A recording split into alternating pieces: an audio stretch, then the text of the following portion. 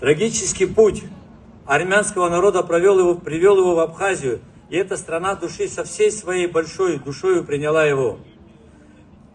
В лице амшенских армян абхазский народ обрел трудолюбивую, преданных граждан своей страны. Находясь вдали от своей истории родным, амшенские армяне сумели сохранить свою идентичность, язык и культуру, которая поражает своим своеобразием и самобытностью.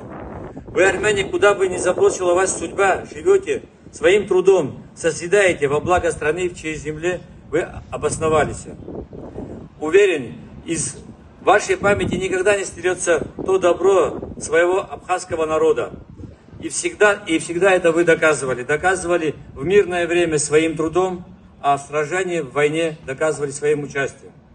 В летописи Абхазии золотыми буквами вписаны имена великих ваших сыновей. В самое тяжелое время Родины вы, не задумываясь, стали на ее защиту. А батальон имени Баграмяна, созданный при непосредственном участии Альберта Тополян, легенда абхазской армии.